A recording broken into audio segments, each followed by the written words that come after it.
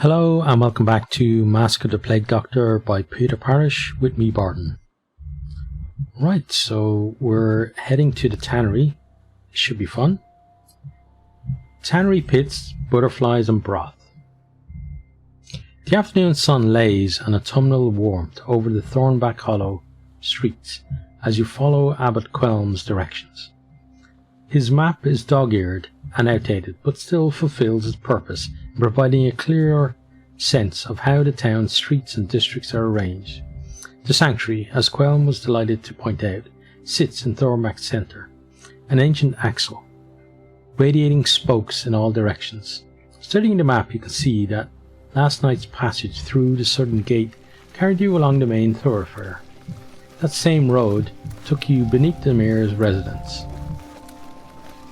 which peers down from its elevated position in the northwest at the squalid dwellings to the south. A lone peasant with a handcart full of wood passes the two of you by, the wheel bumping and squeaking on the uneven surface of the track. Head down, eyes to the dirt. You can count the number of people you've seen on the road on one hand. Despite the hour, most residents have opted to remain indoors. Farther along the track, you pass a pair of covered caravans daubed with the imagery of a theatre troupe. Someone in a coloured tunic sits on the steps, practicing their juggling. To the north, you hear calls from vendors in the mercantile district, but even these seem subdued and sporadic. "This looks like our street," says Alice, motioning to a narrow lane heading off to the east. You nod and let her lead the way. If Quelm's map is accurate, it should take you straight to the tannery and timber yards. The main road disappears behind you, and the rushing waters of the Thornback River get louder with every step. To pass the time, you strike up some conversation with your Foxmask colleague.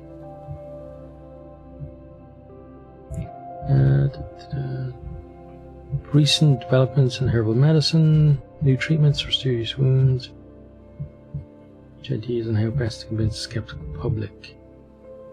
We exchange ideas on how best to convince the skeptical public. I think that could be a good one, because the people here seem to be into their mysticism or religion, and we're taking more of, not really a scientific approach, but more of a practical approach to things, and that, being able to convince them would certainly be a good thing. So let's do that. The two of you share anecdotes about awkward patients, suspicious crowds, and other impediments to the distribution of medical care. It's fear, really. Alice concludes. We're introducing new ideas that can seem as harmful or off-putting as the disease itself. You concur, and she continues. Say they have the pox. They know the pox. Pox is familiar, even if it hurts. Then we come along and tell them to rub strange ointments over themselves or inspect their urine. She pauses for a moment, considering. It's about trust. They have to trust us. Not so simple when the last plague doctor treated a friend, and a friend died, you say. Alice sighs. Every cure is expected. Every death is an indictment of our entire profession. This is why I strive for exact methods and underlying knowledge. We have to understand these illnesses, not just throw treatments at them. She's right too. You need to know why certain treatments work against certain things. Press on towards the tannery. The lane twists between cramped houses, windows darkened, doors closed to the world, a set of nervous barriers against the encroaching sickness. You see a young man dash between dwellings.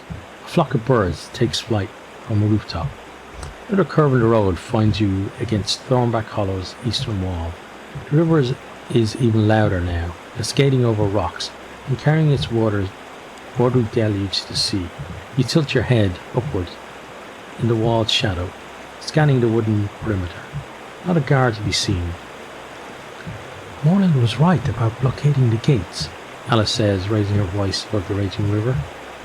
If the rest of the perimeter is like this, people have no other way out. You follow the curve of the wall until the lane descends, and the two of you discards the two of you into an open yard, dotted with piles of chopped timber. Sodden ground sucks at your boots, and the lingering stench of tannery work worms its way beneath your mask, stinging your eyes and nostrils as if with invisible pins. Alice holds a robed sleeve up beneath her fox's snout and motions towards a pair of labourers resting on a felled log outside an imposing structure. One of the workers pulls herself to her feet as you draw near. Her companion, a hairy hulk of a man, remains seated. Hold up! You got business with the Guild of Timber? The hulk coughs and his friend rolls her eyes. Fine. The Guild of Timber and Associated Society of Tanners. Happy, Duncan? Just like to hear the full title, Mally. That's all, he replies. Okay, let's see. We need to get inside the tannery. Medical investigation. Name of crown, assist you now. Step aside. Yeah, medical investigation seems about right. We need to get inside the tannery. Medical investigation. Well, that's too bad for you, says Mally. Plague or no plague, tannery's closed. Her colleague stands up, blocking the doorway with his considerable bulk. It's clear you'll need to hone your approach if you hope to convince these two. Look for evidence of disease outside the tannery. I lie and claim the Guild of Timber sanctioned the search. Are you going to press them harder, reasserting my authority to enter these premises?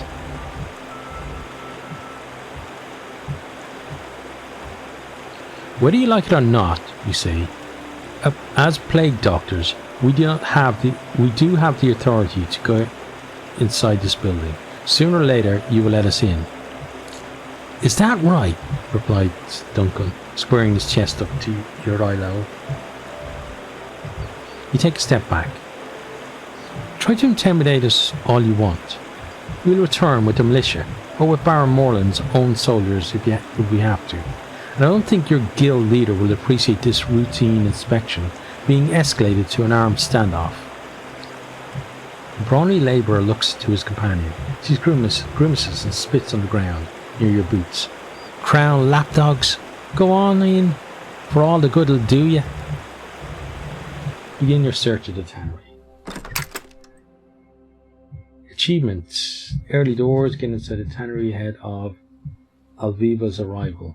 Okay, I guess that's good. But oh, there we go. The game kind of froze a little bit there. The acrid smell of urine and lime begins a fresh attack against your senses as you look around the tannery interior. As your eyes adjust to the gloom, you see the tools and half-stripped animal hides of an abandoned production chain. A trench of water, siphoned from the Thornback River, lies stagnant. The low ceiling feels heavy and oppressive. Alice pokes her boot at a discarded pile of skins, their hooves still attached. This, she says, gulping back some bile, was not a healthy place to work. A shuffling sound from the tannery pits caused you both to turn. Rats? Asks Alice hopefully. You shrug and advance on a row of shallow holes, dug straight into the stone beneath the topsoil. Peering over the edge, you're hit with a renewed waft of the tannery's foul essence. Empty save for the stench. Suddenly Alice grips your arms and points towards another pit, isolated from the rest. Just beneath the rim you can see what must be the top layer of a stack of hides, stained by crushed oak bark. As part of the final step in the process, as Alice points, you see something move beneath the fresh leather. Okay, prepare to pull it back. Swallowing back your knees, you take a firm grasp of the hide cover and pull it out of the pit. The young man beneath, wide-eyed, filthy, and curled up in a tight ball, shouts in alarm. "Don't hurt me, please! I'm doing no harm." He buries his face beneath his knees. "We're not planning to hurt you," says Alice. "Come out of there. Tell us who you are." The man slowly untangles his limbs, looking at your masks with mistrust. He sits himself on the opposite lip of the tanning pit, as far away as possible. "I'm Oswin," he says. I live here, that's all." "You live here?" Alice looks at you. She can't tell, but your eyebrows are raised. Oswin starts babbling out an explanation. "I know I'm not supposed to, but I had nowhere else to go, and there was a way in through the roof, and so, well..." He trails off, looking down into the pit. "How long have you lived here?" you ask. "Since the tannery closed. They couldn't get more animal skins, I think so." His face scrunches up in thought. "About, well, a long time." Osmond glances up at you. "I know it smells, but it's a roof, and leather covers helps me sleep." "You know what this means, Gamel," says Alice. "He's been here for a season, but he's not infected. Wherever other pestilences this place can claim, the waking death is not likely among them." "Well, what are you going to do with me?" Oswin asks. He looks close to tears. "Could use more hands at the sanctuary. Talk to the guild of timber members up front. They may take you in. I imagine the mayor is always looking for fresh militia. For now, let's send him to the sanctuary, because the guys up front probably won't be happy with him being in here. They don't seem like the kind to be that charitable to him. And the mayor and our militia, I don't think is a good idea either. I don't think any of them really are good ideas, because the sanctuary is probably going to get sick. But at least there, it's somewhere where maybe we can have an influence on what actually happens to him. So let's do that. We could use more hands at the sanctuary. "Never really consider myself a monk," Oswin says, "but their building always looks warm, and I'm willing to help." "You suggest," he asks, "for Abbot Quelm." He jumps up from the pit with enthusiasm. "Thank you," he says, hauling himself up to the building's low rafters and disappearing out of sight. "Let's find some fresh air." Actually, I'd rather look around the building more, but... A group of 3 awaits you as you leave the tannery. The 2 sentries stand with their arms folded, flanking a thin woman with dark, close-cropped hair. She leans on a cane as she adjusts the red sash that sits around her waist. Duncan draws the thin woman's attention to your presence. "Well, well," says the woman with a cane. "A couple of crowned fleems down here among the logs and the dirt." Alice bristles at the term. "Don't call us that. Bloodletting hasn't been a common treatment for years. I've never even carried a fleam." "Forgive me," the woman says with a hardened smile. "I remember when a visit from a mask meant the streets ran slick and wet. It'll just be Mayor Blake bleeding us dry then." Mally emits a scornful chuckle. "My name is Alviva Freeth. I represent the fine members of the Guild of Timber, the people upon whose backs Thornback Hollow was built. Now that Sybil Blake would not that Sybil Blake would understand such matters." She draws out the mayor's name with contempt. "It seems you convinced my companions to let you enter our tannery, but you will not find the source of this town's sickness here." The woman points her cane to the west. "It resides in the manors on that hilltop, hoarding supplies, working labourers to death for a pittance, and lording over us with aristocratic blood." The sentries beside her begin to voice their approval. So, doctors, she says, her voice lowering, if you would truly seek to cure this town, I urge you to spread dissent to this rule wherever you can. Unrest shall be the hammer, striking at the foundations of our masters. Alviva turns and walks stiffly away, accompanied by her guards and the muted sound of her cane against the earth. Okay, let's start walking back. You're a few feet across the sodden timber yard when you hear footsteps and exertion behind you.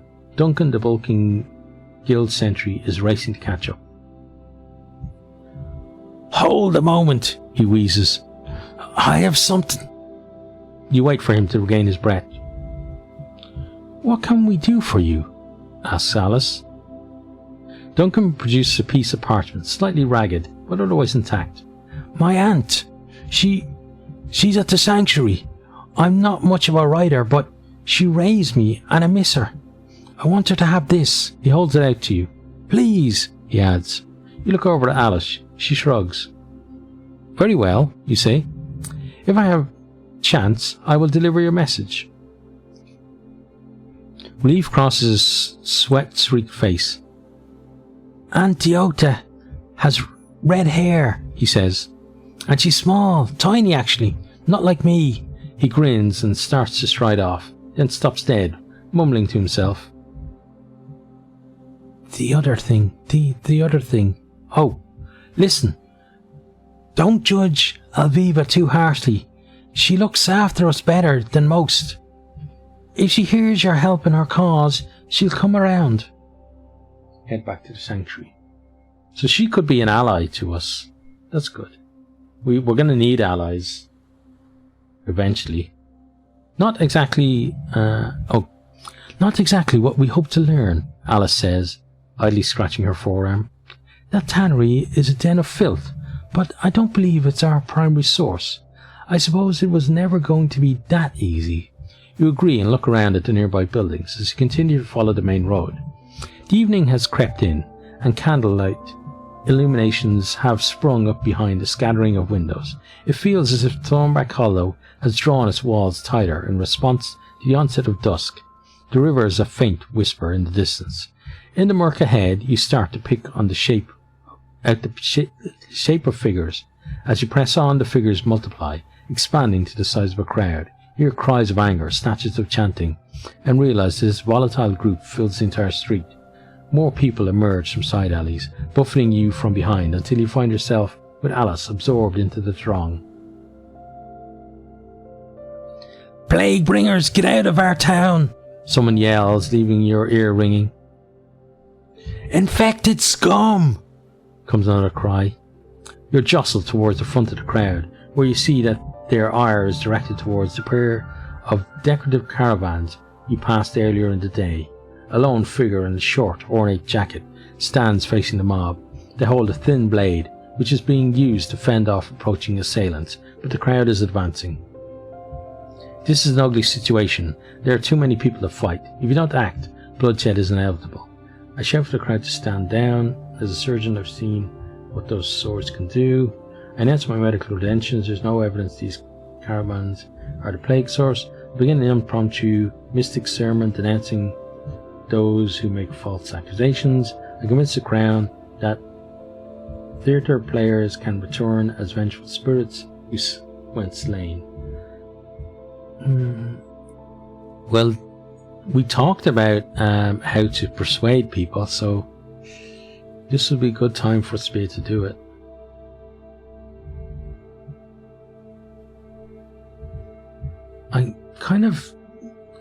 I know as like a surgeon, I should probably say this, but I'm kind of drawn towards maybe doing one of these just to try to convince them in a way that maybe is more believable for them, even if it's less so for us. Let's do this one.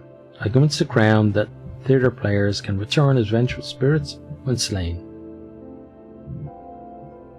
Fools! You shout, elbowing your way to a more prominent position at the head of the crowd. These caravans house theatrical players. People around you start to murmur in confusion, but are, for now, distracted from their anger. Those who embody many roles will carry those personalities through to the next life. If they are killed, the gagless spirits will seek vengeance. You add special emphasis to this last word, enjoying your own performance. If you doubt my words, know that as a doctor I have attended to no less than 5 unfortunate souls tormented to their grave by turbulent spirits of the theatre. You see scores of hungry faces in the crowd, looking from you to the figure holding their sword and back again. Angry, contorted expressions slide into nervous glances. A gap forms between the aggressors pressing the caravan steps, those standing further back. As you watch, the bulk of the crowd begins to melt away. Without an overwhelming numerical advantage, the forefront starts to waver. Then they too start to back off, slinking away with some token gestures of obscenity. Okay, well, let's approach the caravans. Oh, we got a nice achievement there. Achievement crowd control. Disperse an angry crowd. And then I didn't get the rest of it, but at least it was an achievement. Right, well, because I got an achievement, I'm going to have a sip of tea, because why not?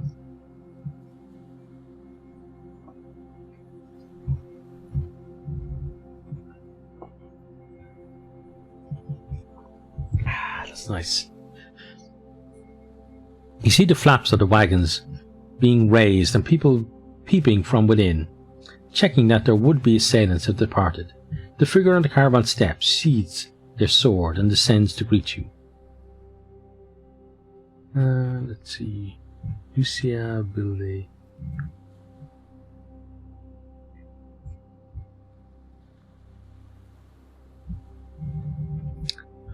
I'm in your debt. I've never seen such a talkative wolf, let alone one whose tongue can accomplish so much. They take a shallow bow, removing a small hat with a modest feather.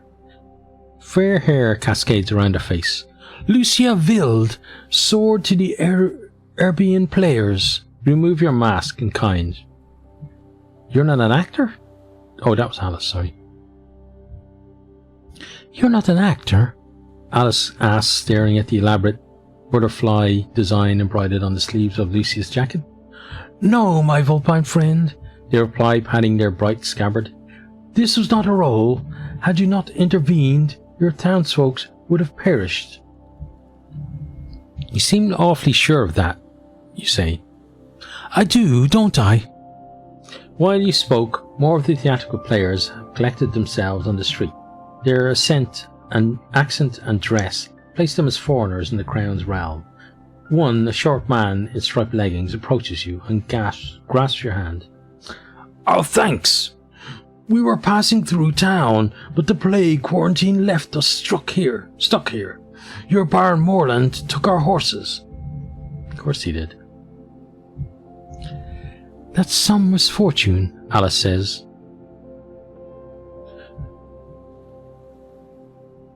Your other faces mean you are inquisitors of sickness in this land, he continues, pointing to the masks in your hand. Please, none of us in this troop have the plague. You nod and reassure him, but the man still hasn't relinquished your hand.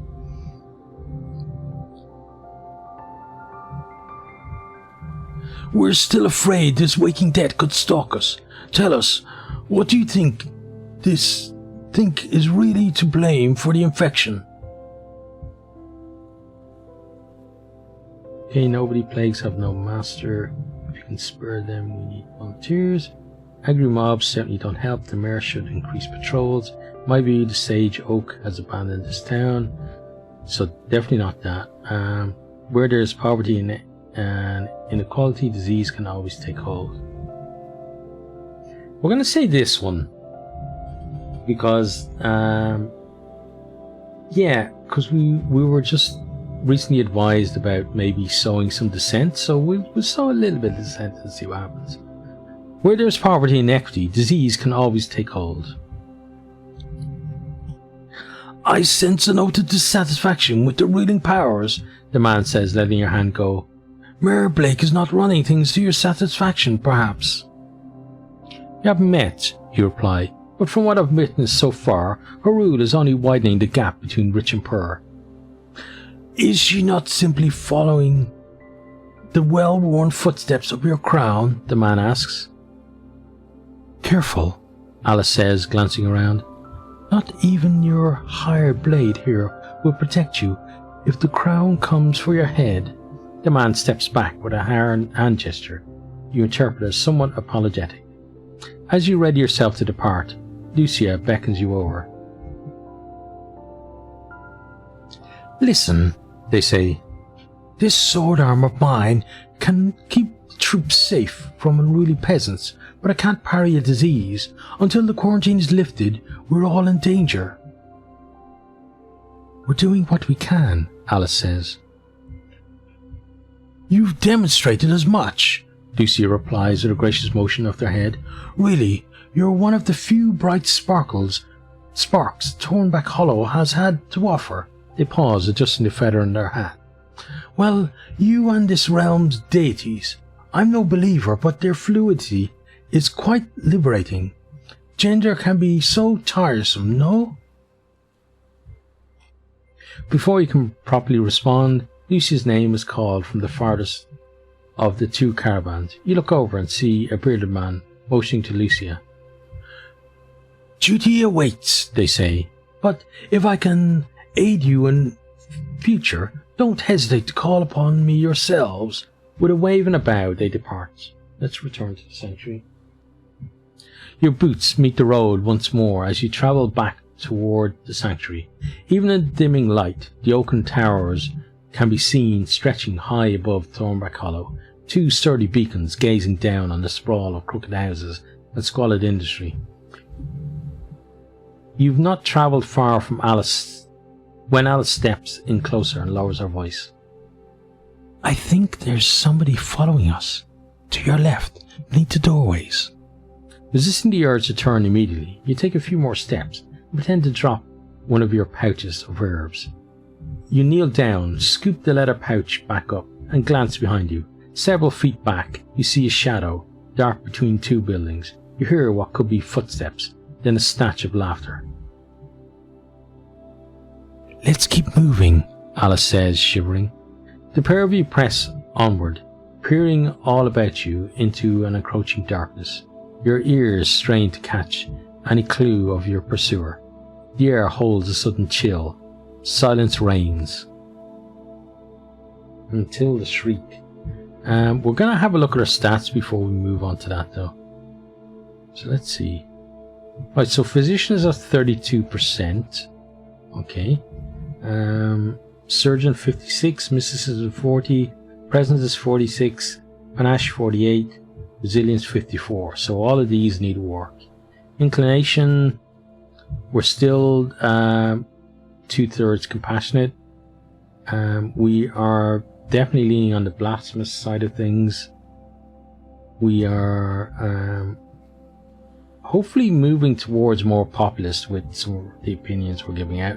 We're definitely principled, and jovial and dour are pretty much where they were before. We are okay. Sourcing the contagion 42% needs to go up. Progress in a cure definitely at 20% needs to go up. Spread of infection 48% is very bad for us. We recruited one person. We've 30 supplies, and then ascendant powers of Thornback Hollow. Order 42%, unrest 58. So there probably is going to be some more unrest, and then the crown and favor and revolt is 50-50. Okay, right. But there's more stuff here. Representing the crown is 50-50. Your capable companions, Alice Fern 56%, Ayoko is 40%, and Lucia is 52%. Okay. Rivals and revolutionaries, Alviva were at 30%, and Qualm were at 30% as well. Okay. Right, so let's return to the game. And let's go until the shriek. See what this is. Dweller take you! Screams the tattered figure before you. Where they burst from, you can't be sure. An alleyway, a door frame, perhaps they clung to a building like a bat, waiting for you to pass. Dweller take you all! They shriek, their limbs a dance of rags and fury. You put your back to Alice's as the figure capers to and fro. Who are you? Who is this Dweller? You shout back, preparing to defend yourself. Oh, they forgot the Dweller in Thorns. Well, we don't forget. We never forget. Your tormentor hoots. Sage tried to bury them, but you can't bury roots. Roots take hold. Roots bind and twist and squeeze. Dweller's coming for you. They cackle, spin and vanish into the night. Beside you, Alice expels an unsteady breath. Who or what was that? She asks. I cannot say, you reply, glancing about yourself in case more strange figures appear. But I think it would serve us to return to the sanctuary with haste. The two of you hurry your stride, pausing for nothing else until you're both back behind the walls of the sanctuary. Let's enter the sanctuary courtyard. You both take a seat on the rim of the courtyard well. Alice draws some water, and the two of you lift your masks to share a refreshing drink. The moon is showing its face through the clouds. Clouded skies, lighting the grassy interior with a muted glow. On the wind you smell the earthen odour of broth. Sanctuary monks must have located some vegetables. Your stomach complains in response. From one of the northern corridors of the courtyard, emerging as if from some arched cavern, you spy a familiar pair of tusks. Ayoko strides towards you with purpose. About time the two of you returned, he growls. I called a meeting with Abbot Quelm in the cellar. We have things to discuss, but before that, I have urgent need of you in the sanctuary hall. Alice finishes a gulp of water. Good to see you too, Ayoko. We almost got crushed by an irate mob and found out Thornback Hollow has some sort of secret, malicious deity. Also, we're quite hungry, you add. Ayoko seems thrown by your retorts, but soon regathers his intentions. There'll be time to regale me with these tales later. First, follow me to the hall. He looks over to make sure you're following. Expect food at the meeting.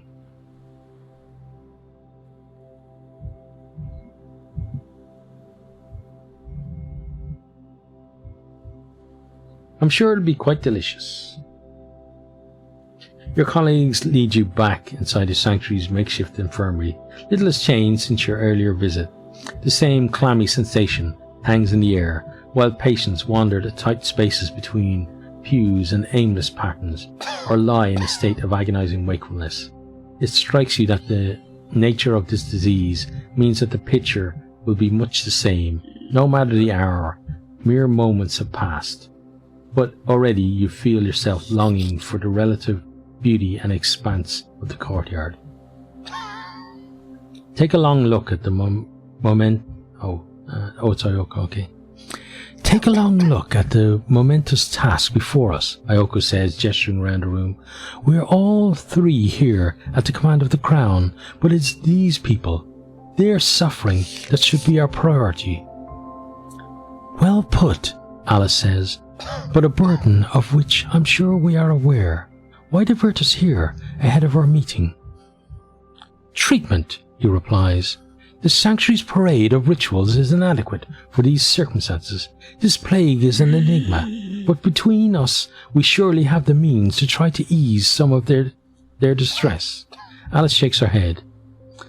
Until we have a far better understanding of the disease, there may be little we can do. Perhaps, Ayoko admits, but this is why I wish to call you here, together. Gabble, how do you think we should proceed?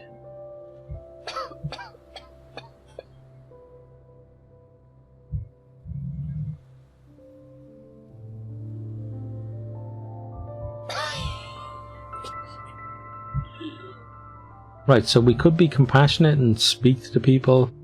We could be take more pragmatic approach and clean the place. Or we could make them go to sleep. Okay, so I think we would want to be more cleanly. These conditions shame crown and deity alike. This hall needs reorganization and more cleanliness. Yeah, let's do that.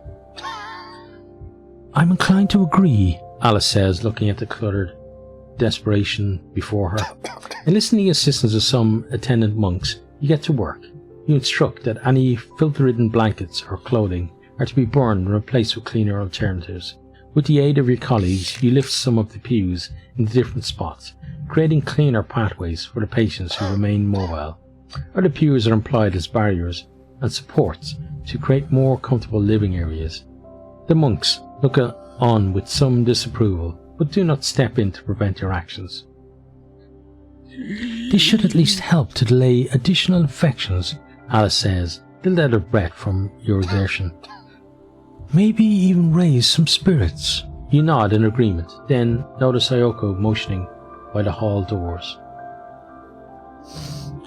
Time to go, your colleague says. We have a meeting to attend. Further changes are required, but they will need the sanction of the abbot. He leads you back to the dormitory building, along corridors you've not yet travelled. You're taken down a flight of steps to a point you're sure is well below the air. The air runs cool over your skin, and the nocturnal noises of the town have faded into silence.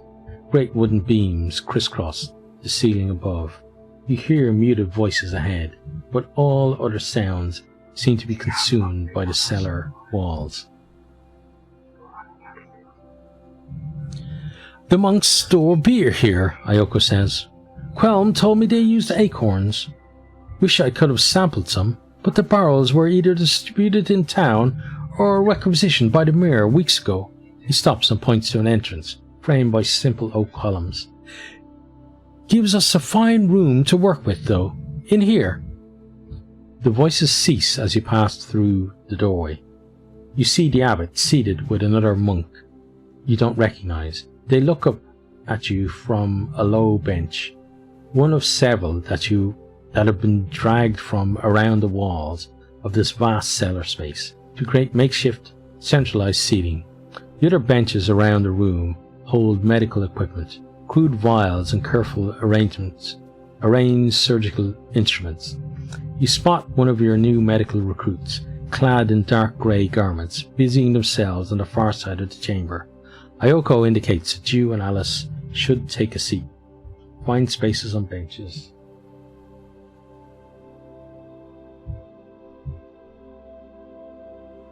What's this about, Ayoko? Asked the unfamiliar monk, with her green hood pulled back. You can see her hair has been shaved into a pattern of branches. The abbot puts a hand on her arm. Patience, Merlita. More monks enter the cellar, carrying small bowls and a pot with steam rising from its contents. You tilt your mask to inhale the aroma as the monks begin doling out the broth. Raising one of the bowls to your lips, you drink deep. Your soup is watery, and in your haste, it burns your mouth.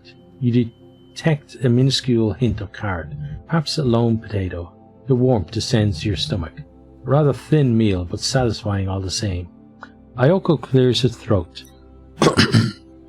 Thank you for attending. Grand speeches aren't what I'm best at, so I'll keep this short. Beside you, Alice rests her bowl back on the table and mouths some silent thanks. I've been observing at the sanctuary since the morn, he continues, and what I've seen gives me grave concern. We're doing what we're able. Marilda protests. Ayoko holds up a hand. The people of Thornback Hollow owe you much, but there are certain practices which must end.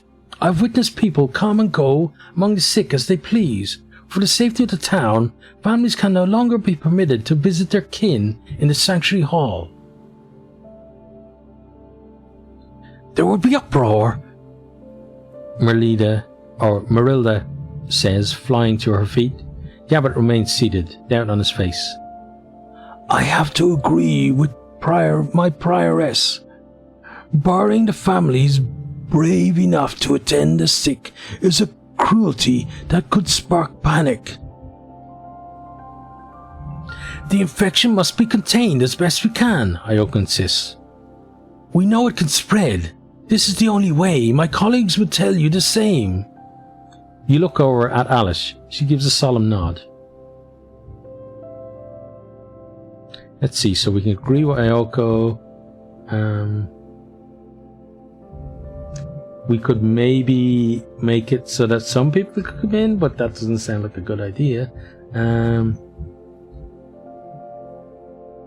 We could basically say, no, he's wrong and go against him.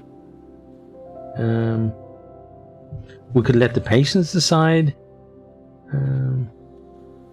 Or we could let the monks, we could let the abbot decide. I think we back Ayoko. Like here, we're trying to, at least for now, as the plague doctors, we've got to have a united front, I think. And it's a good suggestion he's making. Basically, stop people who don't have the plague coming to people who do have the plague. So, Ayoko is right. This is not the time for sentiment. We must contain the disease. Then we are all in agreement, says Ayoko. As Crown-sanctioned plague doctors, we insist you close the sanctuary hall to outside visitation. Marilda bangs her fist on the bench. You overstep your authority. Deity law still holds here. Abbot Quelm has the final say. She turns to plead her case to him. Abbot, you must stop this. People are suffering. Would you also deny them their blood relatives? Quelm folds his arms and sighs. All eyes fall upon him. You will not close our hall, the abbot says, his voice unusually firm. The sage is clear on matters of family and community. Isolated plants wither and die. I won't allow this to happen. Then we'll plead our authority to the mayor or the baron, Ayoko says.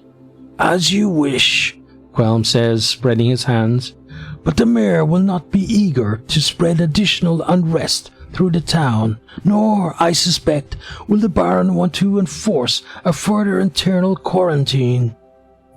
You look across at Alice, knowing the abbot is right. The matter is decided. Okay, so if we check now, I bet it's going to say that we are down lower with him. Oh no, we're still at 30%. Okay. Okay, that's interesting. Right, let's go back to the game then. Ayoko finds himself on his feet again. His words come slower, and you see him rub his eyes before he speaks. The late hour is taking its toll. Let's see. I'm sure some of us are displeased with that outcome, but a decision has been reached. I trust we will be able to work with it. He hesitates for a second, unsure whether to press on with his observations. There is another matter. I have been speaking with the labourers who transport the dead to the Thornback cemetery. I'm led to believe you are still burying the deceased. That is correct, the abbot says. Returning people to the soil is one of our most sacred rites. And I respect deity custom, Ayoko replies. However, it may be prudent to consider burning the dead. The chance of infection... The clattering soup bowl makes you jump. Marilda's pupils are dark with anger. This is heresy! Abbot Quelm, there can be no more talk after this grievous insult. Quelm gets to his feet and stands by his prioress. You go too far, Ayoko. he says, "but the hour is late and tempers are strained. I will hear no more of this now." Together with Marilda, he makes his way out of the cellar. You hear muffled footsteps and sharp, indistinct words in the corridor. The sounds fade as they ascend the steps.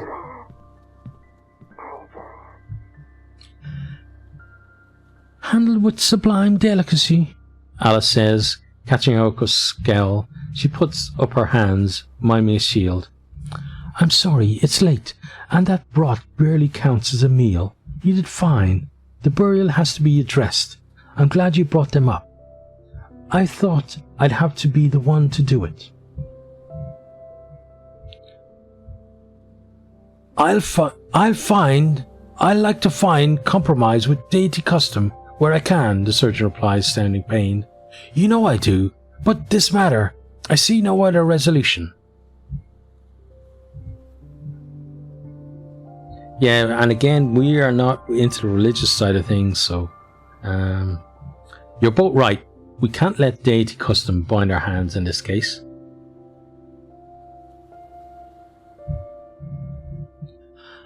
"I'm pleased we're of the same mind on this," Ayoko says. Alice starts stacking the bowls in a small pile. "Was there anything else before we lost half the attendees?" "One other thing, though I'm not sure it needed sharing with the abbot." Ayoko rubs the stubble on his chin. It seems to have grown pricklier in just the last day.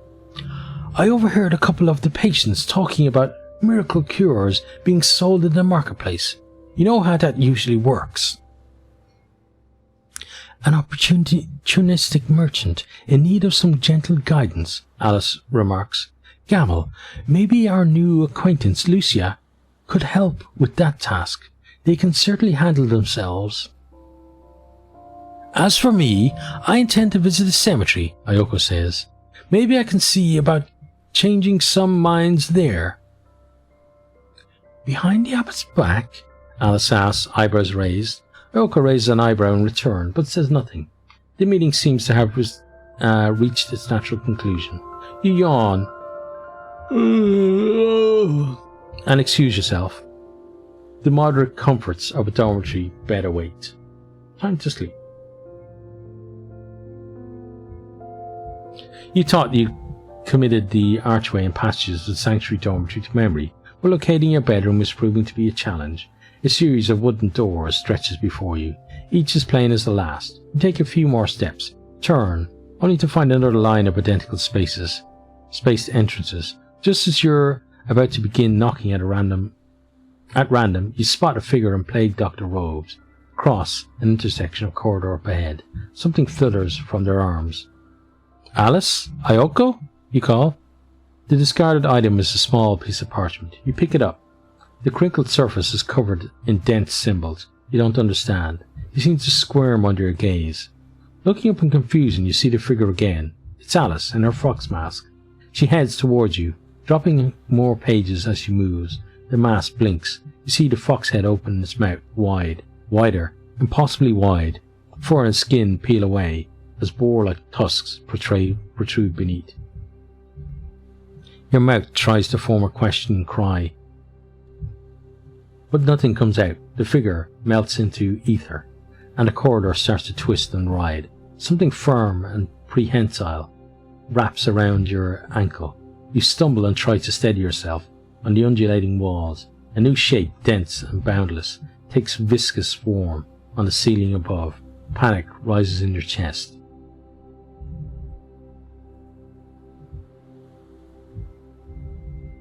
I steel my nerves and do my best to study what is happening. Taking a deep breath,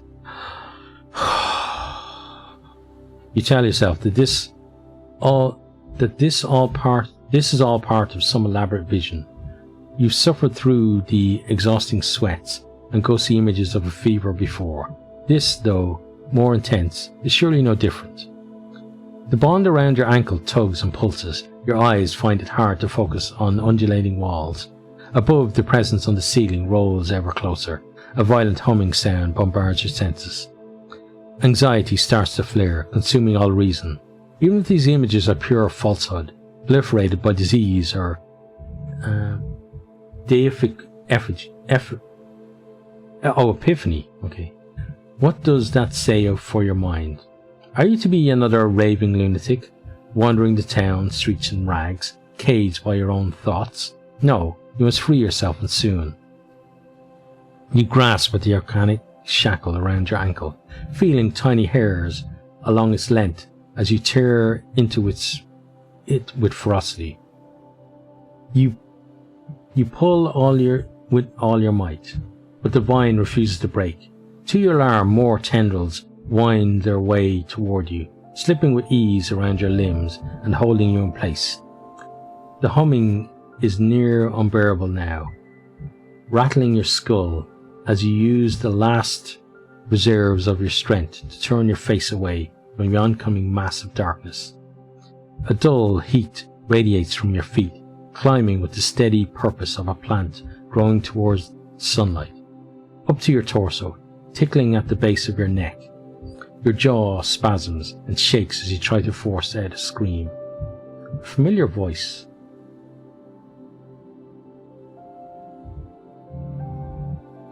Camel, how are you feeling? You feel gentle nudges in your ribs as your senses return. As clarity comes back to your eyes, you glance toward the voice and see Alice seated across from you. She lowers her foot, and you notice she holds a book in her lap. You are making some rather alarming noises. Ayoko suggested I keep an eye on you. Reaching up to rub your eyes, you realize you're still wearing your wolf mask. Listen, says Alice. I don't mean to pry, but if there's anything you need to talk about.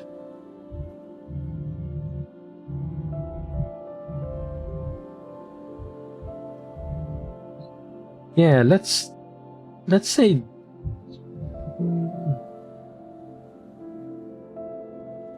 well, we don't really believe, so we would really say that.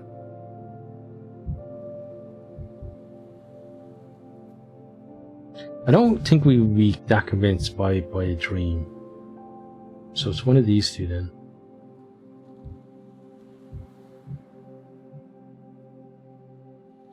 This whole town is a nightmare. Alice nods. Until we can resolve this plague, there will be many more sleepless nights. We have much work ahead. Meet us in the courtyard when you're ready. And then a new day begins. So that's where we are going to leave it for this one. So hope you've enjoyed. Hope you are keeping safe out there. And hope to see you next time. Goodbye. I hope you enjoyed this video. If you did, maybe consider hitting the subscribe button there on the right, or checking out some other videos here on the left, or perhaps you might even share with some friends.